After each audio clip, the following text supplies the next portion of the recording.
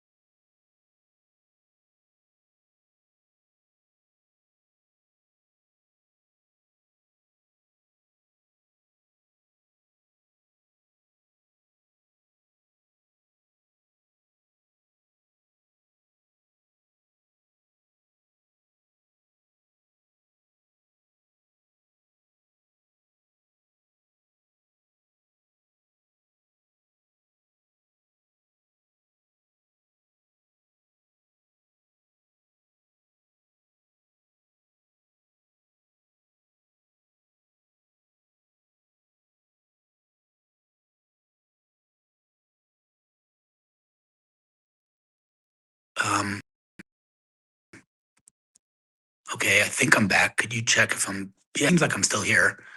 Could you check if? Will be a new one though. It's a new one. Stream. Go on stream. No, I don't want that. No, it's blue. No. Do you guys hear me now? I don't know what's going on. Why would there not be sound? Yeah. No? Whatever. I only allow myself a very few minutes on Facebook. No, but just check if it works. It's working. Yeah, Better. I think it's better. Okay, so you guys hear me now? Let me know. Just give me a comment if you hear me so that we can start. Yes, sound. Give me a yes, and sound is back now. Beautiful. Okay. Excellent. Okay, so as we were saying, the Rambam, Maimonides in English, was a philosopher / doctor / Torah. I don't even know what you could call him, icon, for lack of a better term. Many of the major rabbis today, specifically when it comes to like, I'm gonna get into the brisk movement, but many specific schools of thought in Judaism are based on the and so it's a very central source of Jewish law. And I've never learned it, which is embarrassing, but we're going to fix that now. So this is called Mishnah Torah, and it is the famous writing of the Rambam, one of many, but it's I guess like it's the fundamental. It's like his main, it's his main work. All right.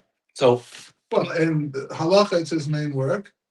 And then there's philosophies. There's within halacha too. There's the Perush HaMishnah, right? And then there's also what is there? Right. Then there's the Monavuchin. So the Rambam wrote a lot, but this is his I would say his main book, the Mishnah Torah. It's obviously a very long, many different parts to it. But we're going to start from the beginning. So before we jump in, anything you want to?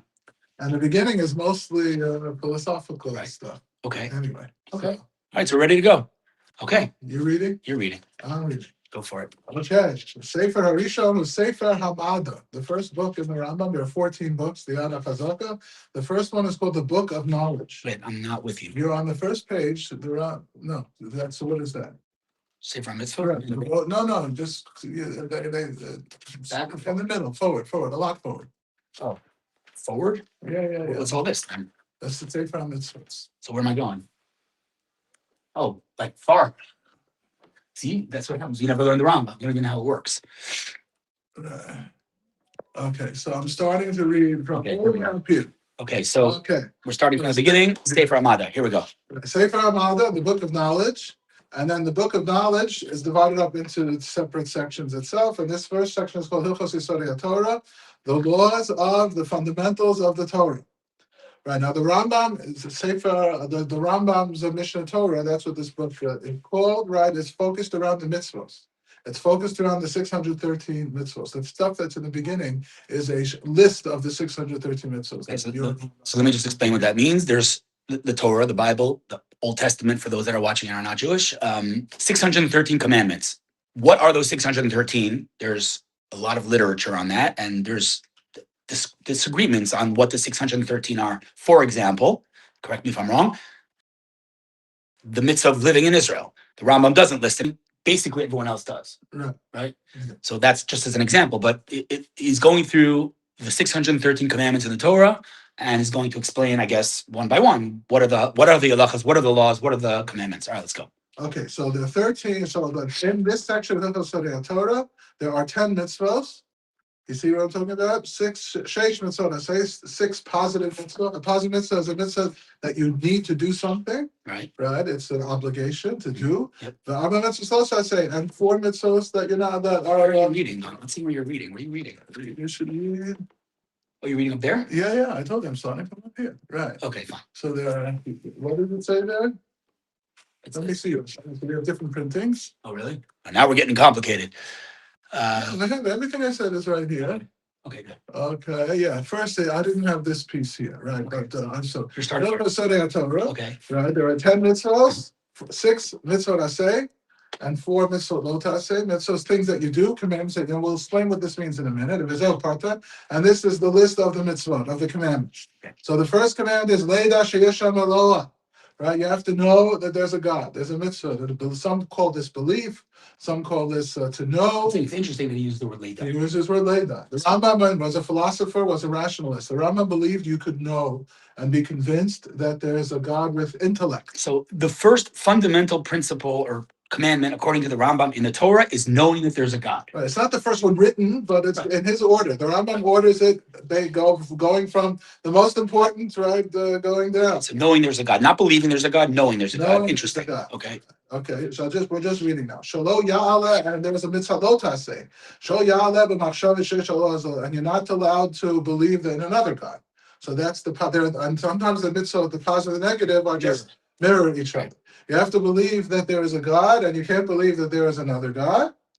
Liachado, and to believe that this God is one, not like the different pantheist beliefs. The Greeks, right, had a whole bunch of gods. Christians, maybe. Right, Christians maybe, right? They have three, right, or three parts. So Liachado means there's one God and he's indivisible. No Trinity, no nothing. Right. Okay. La'avo, to love this God. We'll have to describe what that means when we, and that's also how do you command someone to love? Yeah, right. Okay. Li'yiroso, to fear God. L'kadesh shemo. But it says to you, lira. What is it? Lira mimenu, sorry. Mimenu, Lira mimenu, to fear from him. Right. Right. Notice we love him, lo havo, and we fear from him. Which is okay. That's interesting. I never noticed that before. Really? Yeah. We don't fear God, but we know the word mimenu. We fear from him. From God. Oh, right. Interesting. Right. In other words, we love God. We're much closer. We love him, and we're afraid to. Someone just wrote in the comments. Yeshua is king. Yeshua is king. We're going to leave out Christianity theology here. Thank you very much. But just it's an interesting thing because these commandments, some of them one might say are a little bit mutually exclusive. Like, how do you love and fear someone? Like if you love someone, then you're close to them. If you're fearing them, then it's a little bit distant. So how do you do both? Interesting question. Okay. The Kadesh Shemo, to sanctify his name. We'll have to get to what that means when we get there. Shalom lechalel, not to make a chilul, what's called not to desecrate God's name. We'll also have to see what that means. When a lot of these things are somewhat repetitive. Yeah, a little bit. No, but there's a lot of them are inverses, right? Like the Kadesh and lechalel. Those are. Okay, so we're gonna have to dive into that, understand that. Okay. Shalom la'abeid dvarim she'nekoshim, not to destroy things that are associated with God. Wait, Shekashmo Alehem, meaning something that's named after God? Yeah, something like you're not allowed to erase God's name. You're not allowed to break the parts of the Beis HaMikdash. You can't destroy. Right, we'll get to all the details. That means, for example, this is practical in that if I have a page of the Torah with God's name on it, I can't just throw it out. Like I have in my car right now, I have a bencher, what we say, grace after meals with a whatever, and it has Hashem's name on it, it's God's name on it. I can't just throw it out. Right. Right. You can't destroy anything that you can't burn it. Right. You can't erase it. Lishmo minhu navi habedeh. We're commanded to listen, to heed the words of the prophets that are speaking His name. And how do we know? The Rambam will go through in detail. How do we know who is a prophet? Mm-hmm. If I would just get up and say I'm a prophet, right, they would basically put me in the loony bin. Right. There's are you following the story with the Yanuka? Yanuka, what he's saying, he's no, you know about him, right? I heard about the Yanuka. So I don't know anything about him other than he exists and he has a funny name. Yeah, so I looked into him a little bit, and he's like he's a young guy. Yeah, he has like Gedolim. That's what Yanuka means. But he has like Gedolim that are 80 years old to come ask him. He's like apparently this photographic Rebbe knows the entire Torah, whatever. But he guess somewhat comparable to the Babich Rebbe. He doesn't say anything about himself, but everyone around him is like. And then now there's the anti-Yanuka, and there's the rabbis who are saying, how could you say that? It's Navi Sheker and all this stuff. But so how do you know if someone's a Navi, a prophet, and speaks in God's name? That's a discussion that we need to figure out. Basically, there hasn't been a prophet in a very long time. Right. Right. And because we don't have Nevuah today. We don't have prophecy. Okay. We don't have prophecy. We've lost it. The Shalom and Sosa. We don't test God. What is since it's a little bit of a tangent, but what does Nevuah Nashoti mean? That means that the fools will sometimes utter some. Is that what that means? Yeah. But doesn't mean that they're prophets. It means that some from the mouth of babes. So sometimes it's very simple, right? Sometimes it means that sometimes the truth comes out. People aren't complicated. So I always tell you what I always thought it was. I always thought it was referring to like people like autistic people who have this like sixth sense that it's like hard. That's what I always said. But it's interesting. So Nevuah Nashoti is a negative thing. It's like it means that there's no nevuah, and these people think they're just saying utter nonsense. Sometimes that people who are fools say very important, smart things. Oh, So Right, okay, yeah, that's what it is. okay, Sometimes, right. Sometimes, like where everything's so complicated. right. Sometimes it also says that children, right? No, right. Sometimes you need just someone who sees the Says simple, who says it straight, and isn't simplicity is the confused, ultimate and simplicity. isn't confused by all the Complexities. type and the complexities. Right. Right. My Just, favorite quote, by the way, simplicity is the ultimate sophistication. My favorite quote. yeah. Anyway, okay, yeah. Okay, so now and we'll describe all these mitzvot. What does Shalom Nasosa mean? Don't test God. What does that mean? Don't Like if I do this, let's see if you do this, or what? like The Jewish people tested God, right? They said they challenged him in the desert, right? That's where it comes from, right? That you can you Hayesh Hashem b'kirbeinu alayim, right? All these things of water. prove yourself. Prove. They asked God to prove Got it. himself. You're not allowed to ask God. God doesn't need to prove himself to you or Got it. to anybody. Got it. Right. You can pray to God for water if you need water, but you can't say, God, if you're really there, you give me water, or else your power. That means that you're right. Okay, well, someone asked here about korbanos. We're not going to get into it right now. You asked why don't we do animal sacrifice? Because we don't do that today. We did it in the time of the temple. Speaking of the Rambam, apparently The two different Rambam. places. One place, correct me if I'm wrong. One place, I think the Rambam says in the future, in the third temple, we will do animal sacrifice, and another place he says we will not. But it's a very complicated issue. I mean, we don't do it today, obviously. So we're learning now the first book, Mada. Yeah. Book number 7 and 8. Book number 7. Yeah. Right, and 8, I guess, right, are the laws about korbanos. Okay, so there's a lot of literature. Okay, we'll get there. All right, let's go. Okay, if you're going to talk about everything ever, you'll never get anything, Right? Pav. Yesoda Yesodos. So the Rambam, notice he starts off with, what are the initials here? The initials of God. So even though the Rambam was a rationalist, right, he started his book, and I'm not sure if he was the first to do this. He's definitely one of the earlier ones. He used like to use an acronym of God's to start his book with God's name. I think that the Mesilas Yesharim did it. Really? I didn't know that. Interesting. Okay. So Rambam calls it Yesod HaYesodos VaAmud HaChachmos, the foundation of all foundations and the pillar of all wisdom, of all wisdoms. All right. Leda, to know, Sheyesh Sham Motzei Rishon, that there is an original thing that exists originally. That exceeds time. Right. That's story Rishon, that he's the first thing, that there was something that existed first. V'hu Mamsi Kol HaNimsa, and he created and brought into existence everything that exists.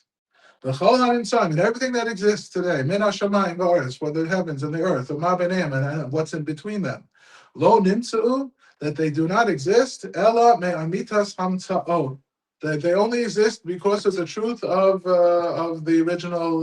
So the Motzei Rishon is what the Rambam is calling God, right? And he's giving us a hint that the God is the original thing. That the only thing that really exists is God, and everything else exists because God exists. So that basically addresses the question, the fundamental philosophical question of, if God created everything, who created God? The answer is no one created God. God exceeds time. It transcends time, and God was here before anything, and everything that came as a result of God, but no one created God. Okay. And that's a famous philosophical paradox, and we're not going to be able to. But I will say in one sentence that it's widely regarded or widely thought that that science, specifically evolution, by definition contradicts Genesis, the creation. A friend of the family wrote a book called Genesis and the Big Bang. Familiar? Okay. Carol Schroeder. Oh, you know him? Yeah, I lived in his house for a year. Okay. We were here for the year. Anyway, You rented. so he wrote a book called Genesis and the Big Bang, where he explains how evolution actually works with the Torah. And he's again, it's much more complicated than I'm saying right now. But basically, the basic concept is that when we say that there were 6 days of creation, those days weren't 24 hours. Those days could have been 1 billion years. So, it doesn't really contradict. I'm oversimplifying, but that's the concept. Okay. Right, and just one more. Okay, so let's just say what the thing is. So the Rambam wrote this in Hebrew, right? And these are his words. Leda, to know. Okay. Right. So in other, like we say, the 13 animaments, right, which are based on the different works of the Rambam that were written in Arabic, that turns into animamin, I believe. Right, and when you say animamin, the first animamin, right, is this, right, and the way that is called mamin. It's not called. Interesting. Not to lay down. Okay, got it. Now, mamin is something you're not, by definition, you believe in something. What does it mean you believe in it? You don't know it, but you don't. You believe it. It's a faith. It's almost emotional, right? It's not. It's not. It can't be proven, right. Ani Mamin b'emunah shlema, with full belief, right? So the Rambam simply. So that's a famous contradiction the way they did in these two things, and you can say that there are different levels, right? That a philosopher. The Rambam knew, right, that it was rational, and he believed it to be fact. Interesting. Right, he believed it to be fact. I mean, we believe it to be right. That's a very strong language. But so let's talk about that for 1 second. What does that even mean? Can you, by definition, not know God? How do you know something that's beyond? You don't understand its nature, but you can prove. Rambam believe that's the Marnavuchan stuff, right? You can prove God's existence. Right, Rambam believe. I think so. I think the Rambam believes you could prove his. Interesting. Okay. It's like Aish. That's their whole thing. Yeah, Aish, rational. Yeah. Right, rational. V'im yalo adas, halacha ben shehu eno matzui, and if you ever think, right, if you would ever consider the possibility that there is this matzui rishon, ain't darach yalei matzot, then nothing would be able to exist. That he, what does that mean? He wasn't the first. God doesn't exist. If you think that God doesn't exist, if you would ever consider that, so then you would have no way to explain how everything got here. Got it. Right. It's an interesting statement. Could exist. We all exist through God. I'm saying, okay, just 1 second. If I don't believe God exists, then I don't believe the second part of that sentence either. Right. But he's saying that's so what does he mean? Who's he talking to there? Because if I believe in God, then it's not relevant. If I don't believe in God, then I don't think everything exists because of God. So who's he talking to here? You know what I'm saying? Who is he talking? It's a little paradoxical here, no?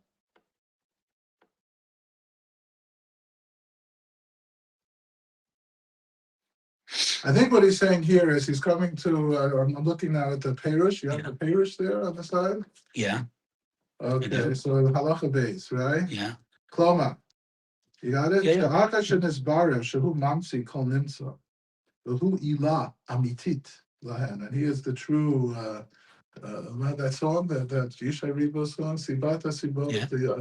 Isn't there Ilah? Ilah. Yeah. Right. Okay. Then v'im yada alada she'ein sham ilah lo yehei alul. Aval im yada alada she'ein sham alul kloma she'avad alul lo tabat halit. In other words, okay, that's I have no idea. What does alul mean? It means a siba. It's the same thing. I've never even heard that word before in my life. Right. Ilat elot. It's a quote from. I know the word ilah. I never heard alul. Right. Alul. It's something that's like matsui and imsa. Right. So if you would think v'im yada adat. Right, so we have to take base together with Gimel, right? It's impossible, and if you don't believe in God, then philosophically, nothing else. That's the proof. Rambam says that. I'm not sure it's the proof is the right word.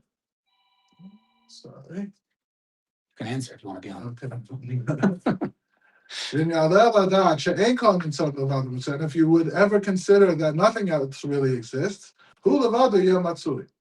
The world's existence is dependent on God, but God's existence is not dependent on the world. Right. That's what if you take Halacha Beis and Gimel together, that's what he's saying. That all things that exist require his existence to exist.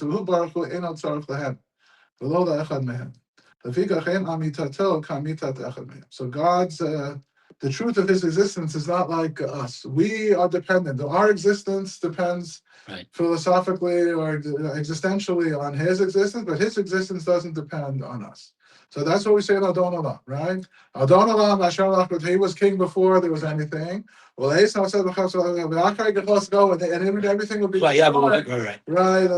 So, okay, which of course I'm not going to address this now, but the question then is asked: why did he create any of us? Right, we're not talking. Right. He did. Another time. This is what there was a pasuk. Hashem Elokim Emet. Right, that not Hashem Elokim Emet Shema. That's not a pasuk. That's put two things together. Right, Hashem Elokim Emet is a pasuk somewhere. God is true. Mm-hmm. Right, Hu Levado HaEmes. He's the only truth. No one else is true like him because he is true and independent. Right, our existence is true. We exist, but it's dependent on something else. There's nothing but God, right? It's not just that we can only rely on God, we can't rely on anybody else. That's one sense of Ein Od Milvado. But there is no existence outside of God.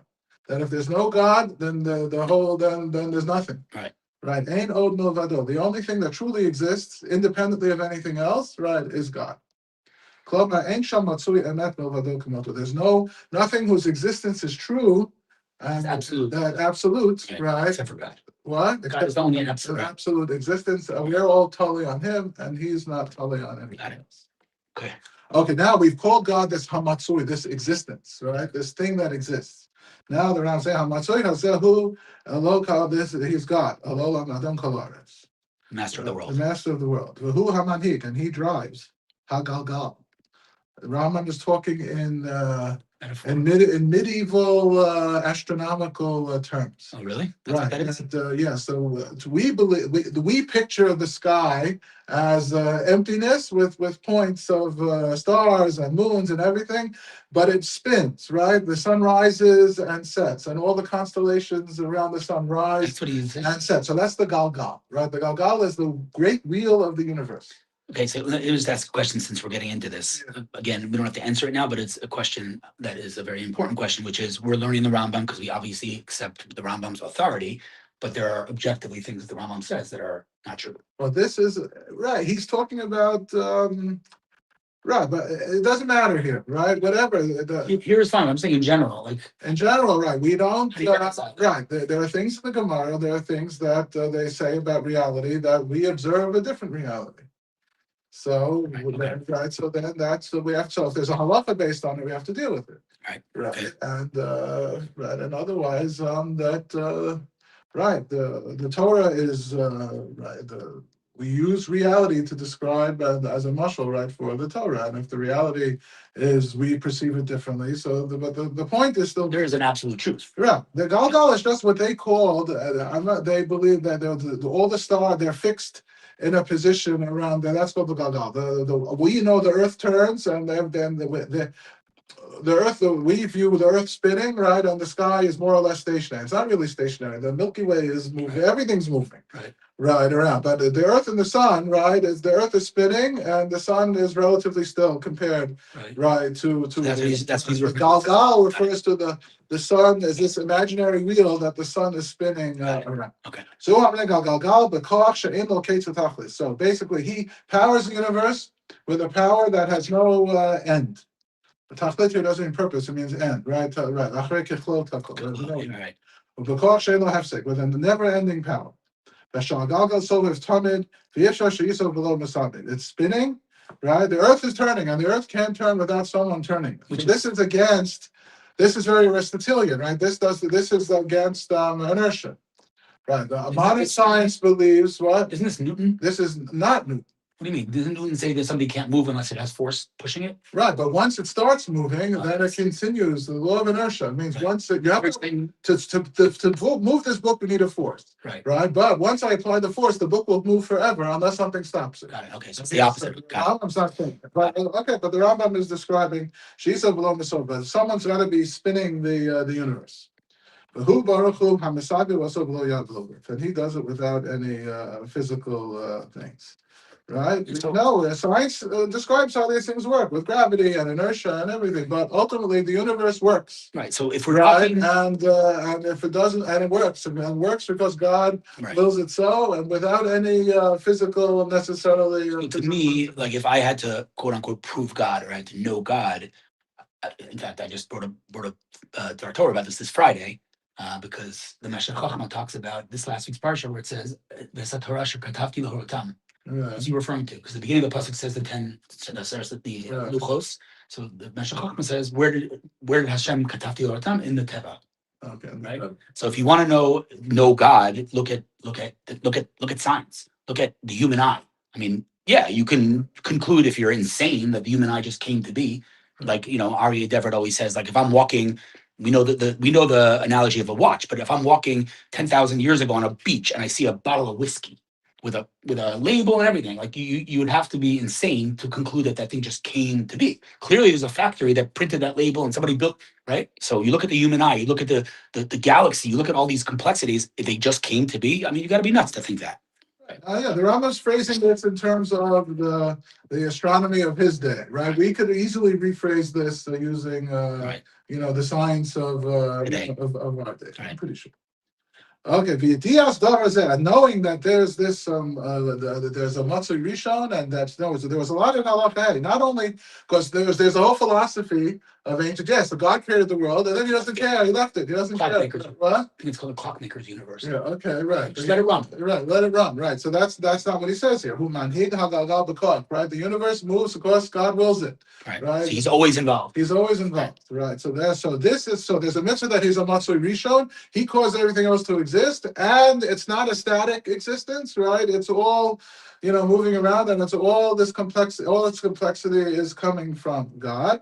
The idea stuff is that mitzvah says that is the mitzvah. Shema Anochi Hashem Elokecha. I am the Lord your God. That is the most fundamental commandment in the Torah, knowing that God exists and that he created the world and that he continues to run the world, not that he created it and let it run, but that he's involved, and that's the answer to the question that, many, let's call it secular or not, will say like, what, God cares yes, God cares. God is involved in every aspect of the world and he doesn't just let it run. He's involved and he wants you involved and he cares about the details. Okay. Details. What? That's an amazing thing, to keeping track of all the details. What do you mean? That God keeps track of all the details. That's amazing. Right. Think about it. Yeah. It's beyond our comprehension. It's like beyond our comprehension. And if anyone who thinks for a minute, ma'aleh das usually means not a firm conclusion, but anyone who even considers. Right, that you violated the lotas say. Don't ever any gods before whatever the alpanai means. Right, the kafa beika, and this is denying the main thing. By believing that there could be another God is denying the most fundamental principle, the ika. Right. Because this is everything, right? There's nothing. The whole religion falls down. The whole existence, right? You have this is the only way to understand the universe, and there's a mitzvah to affirm this. So what this means is, if you believe there's another God, you're basically it's idolatry, right? And so there's obviously a huge question: what constitutes believing another God? Right. So, not getting too much into it, but it's a discussion I'd love to hear your thoughts on. Maybe not now, but about Christianity, right? Because the Trinity doesn't mean there are three gods, right? But there are three divine something or other, so it is problematic. Yeah. Like, do you go into a church? But that might be not against the first one. That might be against the Yachad, though, right? Right. It might be. Do you think you're allowed to go to a church? Well, I think I've never been in a church. No, but I'm saying like. I'm not an expert. I assume that yes, it's always it's forbidden unless you have a very good reason. Right. And there are good reasons or justifications. If you're working with Christians and whatever it is, that's something. But like just walking into a church is problematic. Okay. Like for tourism, right? It's problematic. Assuming that we believe that Christianity believes that there's more than one divine entity, which really is what the Trinity is, so it is problematic. Okay. Okay, but I think that's more on the Yachado part than the right. Because to believe in Buddha or some other. Well, the question is, if you just call God a different name, that's not that's not a avodah. Islam is not. It's not a avodah. Right? Islam is definitely not idolatry because they believe in one God. Right? They call it Allah, we call it Hashem, but it's not idolatry. Okay. And I don't know what all the other religions believe. Right? Allah is echad hu, and this God is one. Ve'eno lo shnayim v'lo yeser al shnayim. Ela echad she'en ki yichudo, right? She'en ki yichudo echad min ha'achadim hanimtzon b'olam. And his unity is not like any other unities that exist in the world. Because it's absolute. Absolute. Lo echad kamin shehu kol al-achadim harbe. It's not one thing in the sense that it includes many different things. Because no, you can have a ma'ached, a unifier, right? And now we're all, but the unifier unifies individual things into a group, but they remain individuals within a group. That's not God. Right. This is like the philosophical talking. And my body is one, but I have a finger, I have a hand, I have ears. Right. Coat to different subdivisions, and edges. Right. It's a totally unified existence that there's no other thing. It's an absolute oneness that does not exist outside of God. Interesting. That's what we want to say. That's right. Ilu hayu alos harbe. Right. Because if there were many gods, which we're not allowed to even think about for a minute, but here we are thinking about it. Right. Hayu gufin ugvios. They would be what would separate one from the other? They obviously have to have some sort of physical guf. That means you would describe God to be a body. Why? Wait. Why? Why is it? Why can't there just be? Because it would, if there are many gods, then each one would have to be somehow distinct from the other. Right. So it has to be a physical I'm not sure manifestation. what it means. Let's figure out the thing. Mevnei she'ein hanimnin hashavin b'mitziatan nifradim zeh mizeh Wow. ela b'ma'orain sheyi'aru hagufot v'hagviyot. What on earth? I have no idea what he's talking about. Hayotzer guf ugviya hayalo kates v'tachlit. This we understand. God, no, the second part is saying God isn't physical. Right. Because everything physical has an end, has a beginning and an end. That's the nature of physical matter. But it has a beginning and it has a definition. By definition, it has a beginning and an end. Right. God does not. And God does not. So therefore, you can't be physical. But what's this first part here? I don't have to look at it. השווים במציאתן נפרדים זה מזה, אלא במאוריין שיראו הגופוס והגביוס. The things are only distinct from each other, anyway, right, because of the physical nature. ואילו היה היוצר גוף וגבייה, if God had a body, היה locates with because he would have an end and confined, right? Yep. שאי אפשר להיות גוף שאין locates, because there can't be anything physical that has no end. Right. Everything dies. Everything. Anything that has an end, right, then its power is an end. Mm-hmm. Finally, the Rambam starts talking, right, less philosophical. And our God, right, Baruch Hu, blessed be He, Ho'il, the Kohoyan locates, since He is all powerful, the Eno Pasek, and it's never ending. Because again, the universe is constantly moving. Mm-hmm. And so his force is not physical. Mm-hmm. And since it's not physical, nothing can happen to him because no physical things can happen to him. No, right? Nothing. Things don't happen to him that happen to physical bodies. Right? I don't know what this means. What do you mean? Hold on a second. That it will be, it's separated from everything we know. He is no physical manifestation. Right. It's separate from everything else. As Rambam sort of proving that there can only be one God, right? Because if there'd be more than one, then there'd be limitations, right? And there can't be limitations. Right, so therefore there must be one God. And this